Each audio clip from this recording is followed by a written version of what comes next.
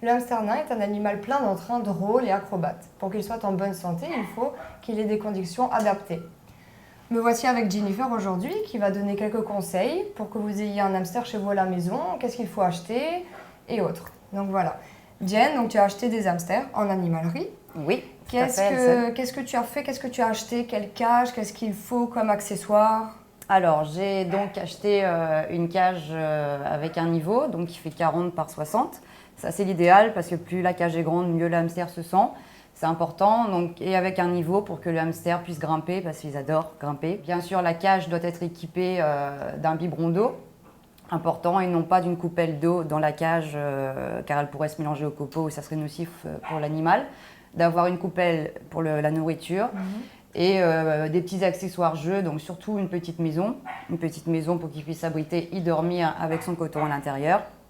Et moi, j'ai ajouté des petits rouleaux de papier toilette. Ça fait comme des petits tunnels et ils s'amusent beaucoup avec. Et j'ai ajouté aussi un bain de hamster parce que les hamsters adorent prendre des bains.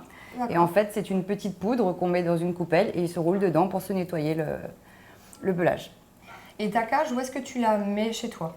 Alors, ma cage, elle est toujours en hauteur. Donc, jamais par terre, toujours en hauteur, à l'abri du soleil, très important. Voilà, on fait attention au courant d'air. Oui, bien faire attention au courant d'air parce que le hamster est une race quand même très fragile. Donc le bruit aussi, faire attention que ce ne soit pas dans une pièce où il y a beaucoup de bruit. Donc ça, c'est très important pour l'animal. Ouais, c'est ça. Donc après, il faut savoir chez vous que le hamster, il dort la journée. Voilà. Donc il ne faut pas trop l'embêter. Il faut éviter de l'embêter, oui. Voilà, il faut le laisser dormir. Et c'est vraiment la nuit qu'il va sortir, jouer. Donc c'est pour ça qu'on met plein d'accessoires. Parce que voilà, il va s'agripper au barreau, monter, descendre, aller manger.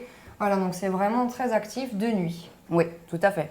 La nuit, je peux vous dire que la rouge, je l'entends. Ah, voilà, oui. Et côté alimentation, qu'est-ce que tu lui donnes? Côté nourriture, donc, ce sont des graines spéciales hamster, principalement. Je leur donne aussi des graines de tournesol, ça ils adorent, c'est leur petit péché mignon. Et moi, chaque jour, je leur donne des fruits, des légumes comme des pommes, des carottes, de la salade, des concombres. Ils sont très friands de ça, des petites biscottes, du pain un petit peu rassis. Voilà, tout simplement, c'est la nourriture qu'il faut pour un hamster pour qu'il soit en bonne santé. C'est ça. Et aussi, un petit conseil, à la maison aussi, vous pouvez donner du foin sec. C'est très important pour leur digestion. Ouais. Tu peux aussi leur en donner. Voilà, donc vraiment tout ce que Jen a dit, c'est idéal. Donc les graines, des légumes et des fruits frais. Voilà, donc il faut à chaque fois changer tous les jours. Tous les jours, changer la nourriture qu'ils ne mangent pas parce qu'ils trient. Ils ne mangent pas tout, donc changer la nourriture, changer l'eau tous les jours, c'est très important. Voilà, exactement. Voilà. Et toujours des produits frais. Chaque jour, il est important de sortir le hamster. Oui. Sous surveillance. Bien sûr. Parce que c'est tellement petit que ça peut passer en dessous. Voilà, exactement. Oui. Est-ce que tu as un accessoire particulier que tu utilises? Alors oui, par exemple j'ai une boule dans laquelle je mets le hamster et je la mets par terre et le hamster il part un peu partout voilà. Et au moins il est protégé, il est dans une boule et il ne risque pas justement d'aller s'aventurer dans les endroits où on pourrait plus le retrouver. Et côté de tes enfants, par exemple, donc comment réagit le hamster vis-à-vis d'un enfant? J'ai choisi cette race justement parce que c'est une race très docile avec les enfants. Ils sont tout mignons, tout gentils. Et même si ils mordent, ça fait vraiment pas mal. Ils bougent pas, ils se laissent prendre. Ils sont vraiment très gentils. Donc c'est pour ça que je choisis cette race-là, pour les enfants. Voilà, donc après, voilà, c'est tout petit, mais ils ne mordent pas. Non, rarement, voilà, même s'ils mordent, c'est vraiment pas une grosse blessure, ça fait même pas mal. Ma fille de 5 ans et demi le prend régulièrement dans ses bras, elle fait des bisous, voilà. D'accord, super. Et côté hygiène, il est vrai que tous les jours, on nettoie un peu quand il y a eu les excréments. Oui.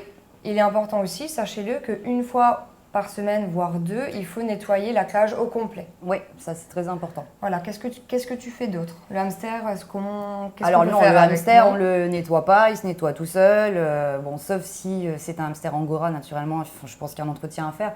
Mais sinon, il se nettoie tout seul, il se fait sa petite toilette. Et moi, en plus, j'ajoute le bain spécial hamster dans la cage, donc il est encore plus propre. C'est toi qui as l'idée ou tu t'étais un petit peu renseigné là-dessus? Non, alors j'ai découvert ça dans une animalerie et effectivement, les hamsters adorent ça.